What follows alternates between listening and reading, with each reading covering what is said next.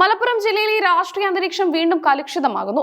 പെരിന്തൽമണ്ണയിലെ മുസ്ലിം league ഓഫീസിന് നേരെ നടന്ന കല്ലേറിൽ പ്രതിഷേധിച്ച UDF ആഹ്വാനം ചെയ്ത ഹർത്താൽ ഇന്ന് രാവിലെ 6 മണിയോടെ ആരംഭിച്ചു. വൈകുന്നേരം 6 മണി വരെയാണ് ഹർത്താൽ പ്രഖ്യാപിച്ചിരിക്കുന്നത്. ഇന്നലെ രാത്രി വൈകിയാണ് പെരിന്തൽമണ്ണ നഗര മധ്യത്തിലുള്ള മുസ്ലിം ലീഗ് ഓഫീസിന് നേരെ ആക്രമണമുണ്ടായത്.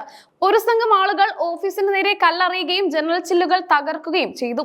CPM പ്രവർത്തകരാണ് ഈ ആക്രമണത്തിന് പിന്നിലെന്ന് മുസ്ലിം ലീഗ് നേതൃത്വം ആരോപിച്ചു. സംഭവത്തിന് പിന്നാലെ നജീബ് കാന്തപുരം MLA നേതൃത്വത്തിൽ നൂറുകണക്കിന് ലീഗ് പ്രവർത്തകർ പെരിന്തൽമണ്ണയിൽ റോഡ് ഉപരോധിച്ചു. ആക്രമികളെ ഉടൻ അറസ്റ്റ് ചെയ്യണമെന്ന് ആവശ്യപ്പെട്ടായിരുന്നു പ്രതിഷേധം. രാത്രി വൈകിയും നഗരത്തിൽ സംഘർഷാവസ്ഥ നിലനിന്നിരുന്നു. പെരിന്തൽമണ്ണയിലെ സംഘർഷങ്ങൾക്ക് തുടക്കമിട്ടത് മറ്റൊരു സംഭവമായിരുന്നു.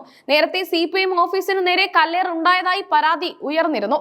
ഇതിൽ പ്രതിഷേധിച്ച CPM പ്രവർത്തകർ നടത്തിയ പ്രകടനത്തിനിടെയാണ് ലീഗ് ഓഫീസിന് നേരെ ആക്രമണം ഉണ്ടായതെന്ന് പറയപ്പെടുന്നു.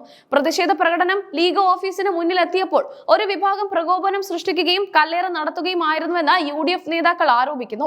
ഇത് രാഷ്ട്രീയ വൈരാഗ്യം തീർക്കാനുള്ള ആസൂത്രിത നീക്കമാണെന്നും അവർ പറഞ്ഞു.